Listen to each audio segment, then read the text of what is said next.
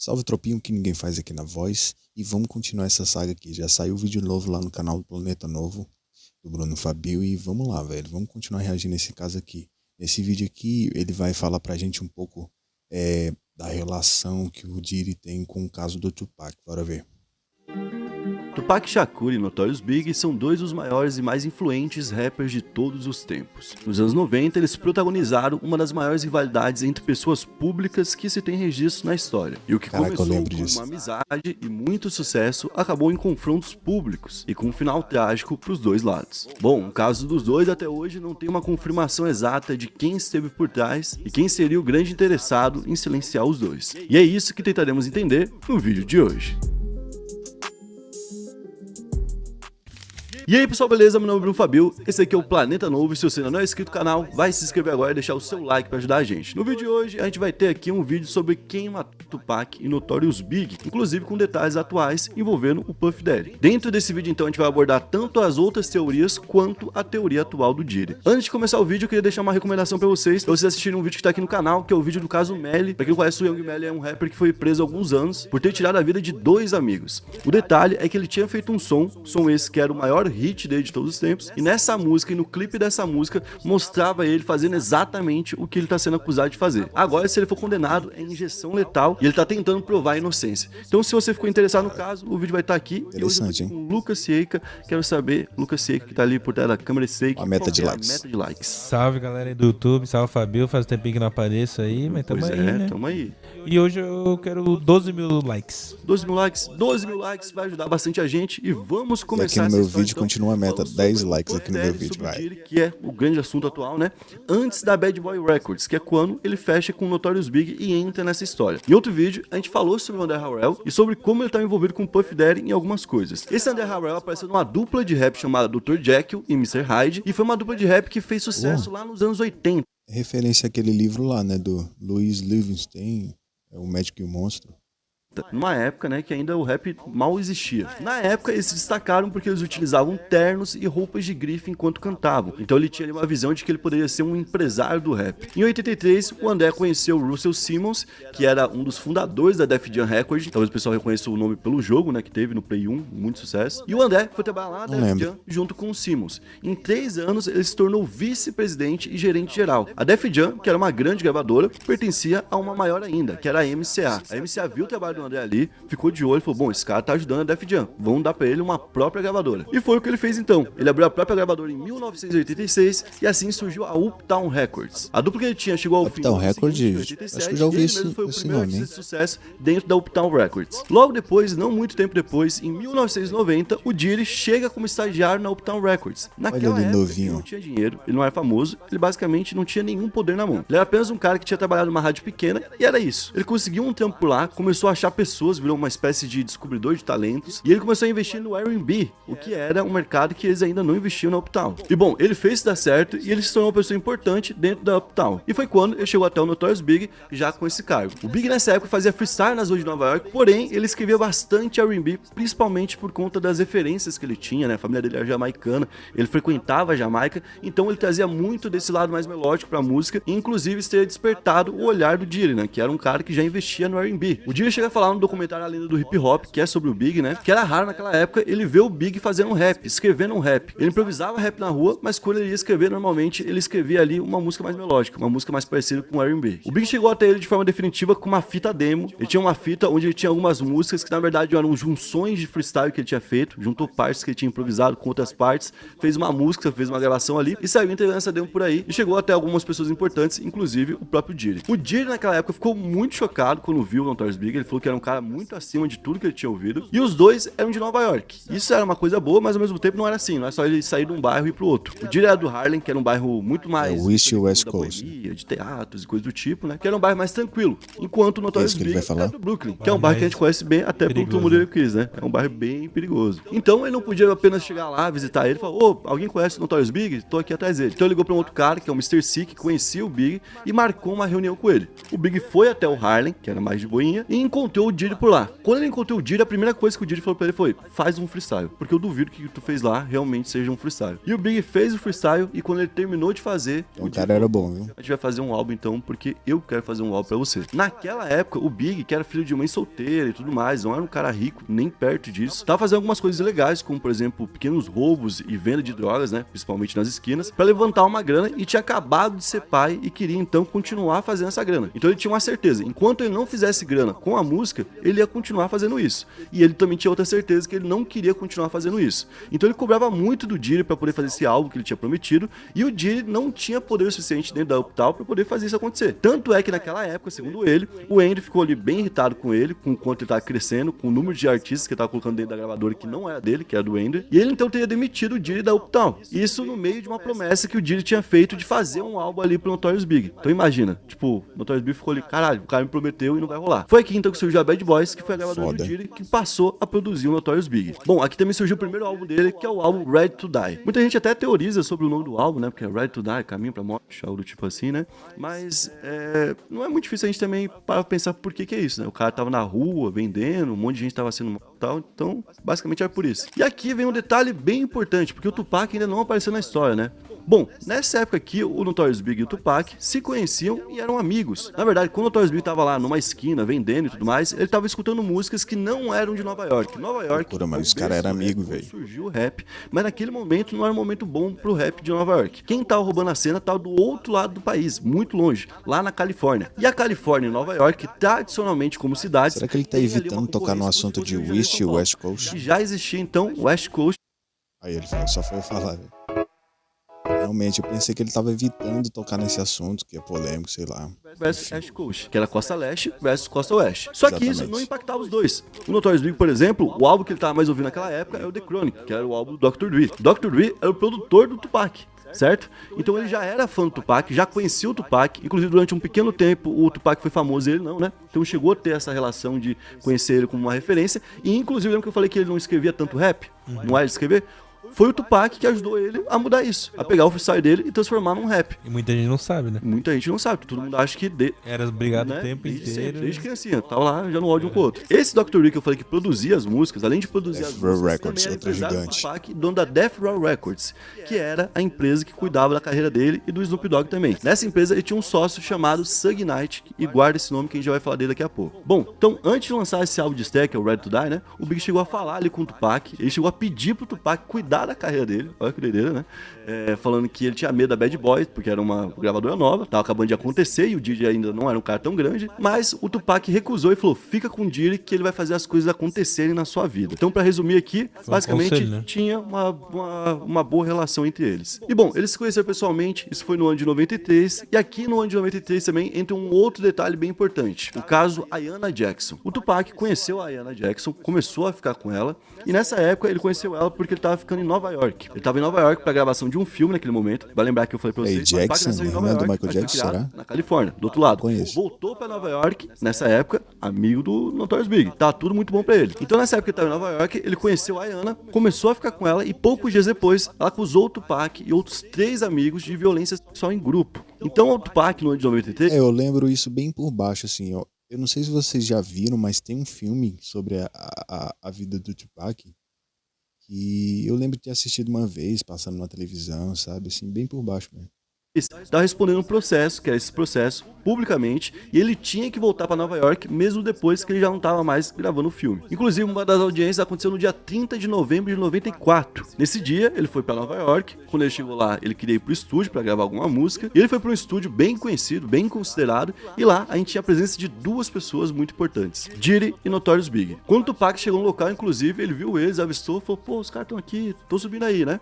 Foi pro elevador, quando chegou no elevador, ele deu de cara com 3 homens que ele não conhecia. Os caras sacaram uma pistola ali, né? Mandaram o Tupac e os amigos dele deitaram no chão. O Tupac não respeitou isso, tentou tirar a própria arma, sacar a própria arma, né? E aí ele foi baleado com 5 tiros. Os caras então roubaram as joias que ele tinha ali e fugiram. E foi aqui que a briga entre Notorious Big e Tupac começou. Isso porque o Tupac acreditava que o Diddy tinha armado uma emboscada pra ele e que o Big sabia da situação e não tinha feito nada. O caso que a gente falou que tava rolando aconteceu nesse dia e nesse mesmo dia ele foi condenado. A defesa ainda conseguiu adiar um tempo e somente no dia 14 de fevereiro do ano seguinte, alguns meses depois, depois, né, ele foi preso e ficou basicamente um ano, ficou 11 meses matutando que o Notorious Big de fato tinha feito aquilo e era o maior inimigo dele. Enquanto ele tava na cadeia, ele dava entrevistas e coisas do tipo, ele sempre por que será que ele pensou isso logo de cara, falando que os dois estavam por trás daquilo. E aqui, cara, a gente tem que pontuar um detalhe bem importante, porque o Tupac falava de fato que o Diddy tinha feito isso, só que tem um cara que muito provavelmente de fato fez isso. Um cara chamado I-Chan Jack. Na verdade, esse era o apelido dele, o nome dele verdadeiro é Jax Iant. Ele era um criminoso conhecido de Nova York e o Tupac andou com ele durante aquela gravação do filme pra pegar experiência de um criminoso, porque o papel dele era isso.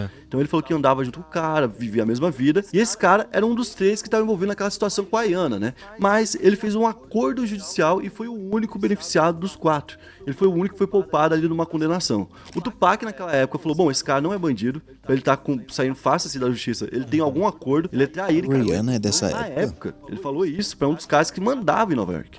Certo? Lembrança da Rihanna ser mais dos anos 2000. Um cara que manda nas ruas de Nova York. E ele foi para o local onde é comum esses caras frequentarem e provavelmente foi esse cara que mandou atirar no Tupac. Inclusive o próprio Tupac sacou isso. A música Against All Odds, que é uma música que saiu quase 2 meses depois que ele faleceu, inclusive, né? É uma música que ele fala diretamente dele e eu vou ler para vocês uma citação. Ele fala o seguinte: um conto bem real sobre um cagueta, chamado I-Chan Jack, né? Nem escondeu o nome. Fiquei sabendo que ele trabalha pros federais. Armou pra mim, atirou em mim, me fudeu grandão. Ouviu o barulho dos tiros, mas a sua trama não conseguiu me calar. Toque em algum mano meu, ou algo que é meu, e eu vou destruir tudo que você tem. Vamos jogar. Essas cenas que estão passando aí no fundo é do filme que eu tava falando. Então, tipo, ele já tava sacando que o cara tinha feito aí. Tava então, puto, né? Eu me lembro bem pouco do filme, eu tava só assistindo assim que tava passando. O Puff foi roubado igual uma vadia. E pra esconder isso, ele fez algum barato que não devia. Em outra parte, ele também cita diretamente que o Puff saiu envolvido também nesse ataque. E por que ele botou na cabeça que o cara estava envolvido? Por que ele achava que tanto o Puff quanto o Andy quanto o Big estavam envolvidos? Por quê? Porque os caras eram os caras de Nova York. Então eles sabiam basicamente quem eram os criminosos e um assunto como esse, em algum momento, ia chegar no ouvido deles. E durante todo o tempo que o Tupac estava preso, eles nunca falaram quem tinha atirado nele. Na verdade, eles falaram, mas falaram em tom de deboche através de uma música. A Bad Boys Records fez uma música chamada O Shotia, que é Quem Atirou em Você, e essa música, segundo o Big, já estava pronta antes mesmo do ataque que o Pac sofreu e não ia falar sobre ele. Tanto é que você ouve a música e não fala sobre ele mesmo. Só que o nome foi dado justamente para provocar, né? Já tava rolando uma acusação do lado do Tupac, então vamos fazer uma música para poder tacar a lenha na fogueira, né? Os caras são foda. O nome da música, isso aqui é confirmado, não é uma teoria. Realmente foi o Diddy. Do ponto de vista comercial, deu muito certo. Os caras escrevendo o que vai acontecer, velho. E o Notorious Big ficou lá em alta. Do ponto de vista da treta, né? O Tupac só ficou cada vez mais puto. E é nesse momento que aquele cara que eu falei que ia voltar, o Suge Knight, volta pra história. O CEO da Death Row Records, que é a empresa que ele criou lá com o Dr. Dre, percebeu que se ele conseguisse soltar o Tupac da prisão, ele ia garantir a lealdade dele por muito tempo, ou pra sempre, né? E naquela época foi estipulada uma fiança pro Tupac no valor de 1,4 milhão de dólares. Que não era uma fiança pequena, imagina, cara, 95. O Suge Knight 95 valia muito, mas eles tinham pra pagar, com certeza. Uma premiação. É uma premiação da revista The Search que era focada principalmente no rap, né? E que aconteceu no Madison Square Garden, que é, né, gigantesco e muito famoso. Então é uma premiação muito importante e todos os grandes nomes do rap estavam lá. Ele foi lá, pegou o microfone, provocou o Puff Daddy, provocou o Notorious Big e anunciou que o Tupac ia estar na Death Row. Nesse dia, foi de novo mais lenha pra fogueira. Então ele pagou a fiança de 1,4 milhões, o Tupac saiu no dia 12 de outubro de 95 e ele ficou 2 semanas seguidas gravando cerca de 30 músicas. Sim. Ele chamou o Snoop Dogg, chamou o Dr. Dre, que ele tinha próximo dele, pra participarem do álbum, né? E ele escolheu 27 músicas e lançou o álbum em 13 de fevereiro de 96. Teve ali um tempinho de uns 5 meses? Teve, mas naquela época, pessoal, não era digital. O negócio era físico. É muita música pra pouco tempo, né? Exato. 27 músicas e lançar o álbum em 5 meses foi um negócio que ele tava com pressa e com veneno mesmo pra botar na pista. E aí vem a maior diz da história, que é a música Hitting Up, que basicamente ele zerou tudo que ele podia fazer. A música tem história do Notorious Big, do Diddy e até da namorada do Notorious Big, cara. Então, tipo assim, ele escrachou mesmo, né? O Tupac aparece falando que pegou a namorada do Notorious Big, pegou a mulher dele, não era de um jeito legal, e nessa música ele ataca tanto o Notorious Big quanto os rappers da Costa Oeste, que ele considerava amigos e que teriam traído ele. E na parte do refrão, ele faz um sample de uma música do próprio Notorious Big. Então, velho, foi chato, né? Foi muito triste o que aconteceu com ele, mas de uma certa forma, ele tava cavando a cova dele, né, mano? Se revoltando contra todo mundo. Direcionado a ele, né? Pra gente ter uma ideia de como essa música na época foi considerada bem pesada, o Snoop Dogg, que era um cara que trabalhava toda hora ali com o Tupac, que era amigo dele, e o Ice Cube, que também era da costa dele, recomendaram que ele não lançasse a música. Ele não ouviu e lançou. Ele ainda fez uma outra música, que é Two of America's Most Wanted, que aparecia ali um sósia do Big também do Diddy, e o Tupac nessa música lá na abertura, dá ali tiro nos dois e bota os dois pra dormir, né? Então o cara tava ele deu o recado dele. Bastante raiva, né? Bom, agora a gente vai pro dia 7 de setembro de 96, na luta do Mike Tyson. É o dia onde o Tupac você... Rapaz, agora falando do Mike Tyson aí, o que será que ele tem a ver com isso aí? Não sei, vamos ver, né? Desculpa, gente, eu não assino o Corne. Isso aqui não incomoda muito, mano. É só chato que demora mais. De energia. O seu modo de ataque é disparar 2 projéteis. Mike Tyson, vai lá. Ele tá acompanhando nesse dia do Suge Knight, que era o cara que fazia a proteção dele, e tá com ele pra cima e pra baixo. Nesse dia, eles brigaram com um cara chamado Orlando Anderson. Esse cara era membro do Crips, que é uma facção muito grande dos Estados Unidos, e esse cara teria roubado um produtor da Death Row Records. Aqui, algumas teorias falam que, na verdade, o Orlando não teria roubado ninguém, e tudo fazia parte dessa armação, né? Fazer o Tupac acreditar que ele teria roubado, pro Tupac entrar na briga com ele, e ele, que seria um membro de uma facção, não ia deixar barato e ia pra cima do Tupac. Então rolou essa briga, eles foram pra luta, assistiram a luta, saíram da luta, e mais de 2 horas depois dessa briga, o Tupac e o Suge Knight estavam com um carro indo até o hotel, onde eles iam se trocar pra poder ir pra um show, e pararam num sinal quando um carro parou ao lado. Esse carro que parou do lado atirou várias vezes, acabou acertando o Tupac, e uma dessas balas acabou atingindo o pulmão. Foi em 96 ou 97? Ele foi levado às pressas pro hospital. Inclusive, nesse dia, tinha um medo muito grande que no hospital ele fosse atacado de novo, né? Porque queriam que ele morresse e ele não tinha morrido. E a galera da gravadora dele, da Death Row, o Snoop Dogg, o Suge Knight, esses caras foram lá pra frente do hospital e ficaram armados lá na frente, parados, porque a polícia, que foi acionada naquele momento, se negou a ir até o local fazer esse tipo de serviço. Ele então no hospital ainda sobreviveu por 6 dias e acabou falecendo no dia 13 de setembro de 96.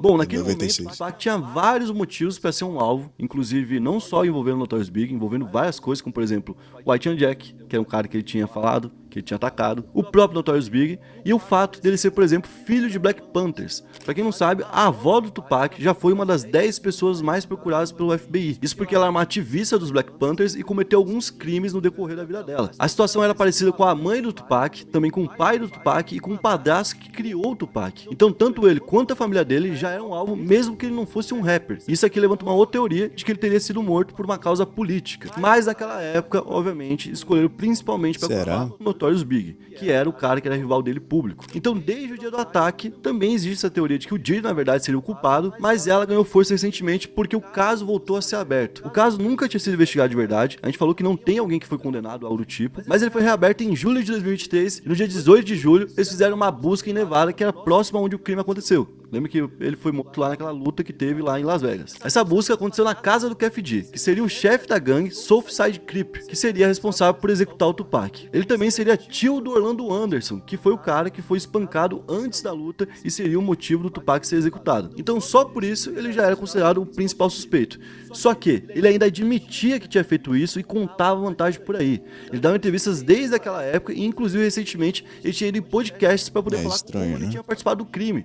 Meu Deus. Apesar de matar o cara, você vai sair falando. Ele assumiu então que tava dentro do carro, que parou do lado do carro do Tupac, que atirou contra eles. Ele assumiu isso inclusive em uma autobiografia, cara. Ele falou o seguinte na autobiografia: não podíamos deixar nenhum gangster de estúdio de gravadora nos fazer isso. Eles perderam a cabeça com o rap. Então ele tava falando, bom, o cara veio aqui, bateu no meu sobrinho, humilhou meu sobrinho e acha que vai ficar assim? E em outro trecho ele fala diretamente do Diddy. Ele falou o seguinte, que ele já havia topado fazer um serviço pro Diddy, que ele ia tirar a vida do Tupac pro Diddy, que o Diddy tinha pedido isso. Só que nesse dia, por coincidência, não planejado, não tinha nada a ver com o que o Diddy tinha pedido, né? Teve uma briga do sobrinho dele com o Tupac e ele falou que não ia deixar ninguém fazer isso, não importava se fosse de facção ou se fosse o Tupac. E eles foram então até o Clube 662, que é o local onde o Tupac tava indo fazer o show, né? Só que o Tupac levou um tempo maior pra poder chegar lá e eles já estavam mais de 1 hora esperando, e então decidiram ir até um local comprar bebida. E olha como que é o destino. Nesse momento, eles teriam encontrado o Tupac, teriam achado ele e, segundo ele, um dos caras que estava no banco de trás do carro teria pego uma Glock e começado a atirar contra o Tupac. Ele ainda disse que teve tiroteio no local, que a polícia nunca investigou, mas que tinha pólvora na mão do Tupac, que isso era fácil de ver, mas obviamente que isso em algum momento ia chamar a atenção da polícia. A polícia viu o que ele falou e prendeu ele. No dia 29 de setembro, apenas 1 mês e 10 dias depois deles começarem uma investigação de verdade, depois de mais de 27 anos sem investigação, eles conseguiram chegar até um cara que provavelmente estava envolvido naquele caso. O Keffe D então sugeriu para a polícia que o Diddy teria oferecido esse $1 milhão para poder tirar a vida do Tupac, e ele falou que esse dinheiro não foi pago pro Keffe D, mas foi pago para uma outra pessoa que seria Eric Von Martin. Eric Von Martin seria o cara que tirou a vida do Tupac, que teria atirado contra ele. E ainda, segundo o próprio Keffe, no dia do ataque, o Diddy teria feito uma ligação pro Prince Brown, que seria um dos envolvidos que naquele dia estava ali pilotando o carro. Vai lembrar que não há evidências para isso, mas a família do Tupac quer que isso seja examinado a fundo, ou seja, tá longe de ser só uma teoria. E aí vem o caso do Big, que aconteceu no ano seguinte, em março de 97, alguns meses depois do caso do Tupac, e ele faleceu de uma forma bem semelhante. Ele também estava saindo de uma festa em um carro, quando ele parou em um sinal, e um carro parou ao lado e atirou contra ele. Ele teve então 4 perfurações no peito e acabou não resistindo. Sobre o caso do Big, recentemente, um ex-agente do FBI alega que documentos selados provam que o Suge Knight está por trás de tudo isso. Que ele, então, como retaliação pela morte do Tupac, teria sido o mandante do caso do Big. Esse ex-agente do FBI é o Phil Carson, e ele trabalhou no caso por 2 anos. Inclusive, ele alegou que o alvo, na verdade, não era o Notorious Big, que o alvo seria o Diddy, e que o Big acabou pagando porque estava na linha de fogo. Aí a gente para pensar, por que seria o Diddy, se no caso, né, o cara que era mais suspeito seria o artista que era o Big, né? Ou seja, talvez até o próprio Suge Knight soubesse de algo que a gente não sabe. E ninguém naquela época, então, foi formalmente acusado, mesmo com esse cara do FBI investigando e falando que o Suge Knight era, sim, envolvido. Inclusive, pra gente ver como realmente tem algo pra se desconfiar aqui, e algo muito grande pra se desconfiar. A gente já falou disso aqui, gente, faz uns 6 anos no canal. A gente falou sobre esse caso e a gente falou, cara, isso aqui é muito estranho. Um dos casos do FBI, o Russell Poe, que tava no caso também e que tinha assumido o caso do Notorious Big, viu ligações, viu semelhança com o do Tupac, que a gente pode ver, é muito igual, né? E ele então foi impedido de continuar investigando aquele caso. Ele ficou indignado com isso, continuou investigando em paralelo e foi então chamado pelo FBI falando, ó, não faz isso, a gente sabe o que tá fazendo, não continua. Quando ele tomou essa chamada então, ele decidiu se demitir do FBI e continuou essa investigação sozinho. Ele também acredita que o mandante seria o Suge Knight e ele mostra até quem seria o cara que atirou no Notorious Big, que seria o David Mack. Quem que é David Mack? David Mack era um policial que tinha um grande envolvimento com o crime organizado, era um cara que já fazia proteções para algumas pessoas que também eram do crime organizado e que inclusive faleceu anos depois em um assalto. Imagina, um policial que morreu assaltando. O cara envolvido em pouca coisa errada. Pois é. Segundo o Russell Poe, que investigou isso por anos, o Suge Knight teria pago o David Mack para poder fazer esse serviço então. Um outro testemunho que apareceu recentemente é do Jenny Dill, que era um cara que trabalhava na segurança do Diddy e que naquela época estava em um outro carro acompanhando o carro do Notorious Big. Ele disse que depois pro caso e foi obrigado a mentir, que contaram pra ele uma história e falaram, você vai repetir isso aqui pra polícia. Ele não chegou a falar quem teria feito isso, mas bom, ele era o segurança do Puff Daddy, né? Do Diddy. Com certeza alguma coisa ele sabe. E aí existe também a teoria de que o Diddy também possa estar por trás da morte do Big. Aqui não no caso de rivalidade, mas num caso onde ele visava o lucro, né? Porque ele era dono do artista e quando o Big faleceu, ele acabou ficando com todo o catálogo musical do Big e acabou lucrando muito mais do que antes quando ele estava vivo. Então, gente, aqui basicamente a gente contou toda a história, todo o esqueleto dessa história envolvendo o Tupac e o Big. Aqui a gente explicou quem de fato são as pessoas que, segundo a polícia, são envolvidas nisso e qual seria a função do Diddy nos dois casos. Bom, então no caso do Tupac, a suspeita é qual? Que ele seja um mandante direto, inclusive contratando o Keffe D naquela época e pagando o Eric pra poder fazer esse serviço e o cara de fato teria feito o serviço. Já no caso do Notorious Big, seria por ele ser dono do artista e querer lucrar ainda mais com ele. Esse foi o vídeo de hoje. Se você curtiu e quiser ajudar a gente, se inscreve aqui no canal, pessoal, assista ou... Espero que vocês tenham gostado do vídeo e tenham entendido um pouco mais dessa treta aí do envolvimento do Diddy com a morte do Tupac e o Notorious. Bom, isso daí é o que ninguém faz aqui na Voz. Até uma próxima.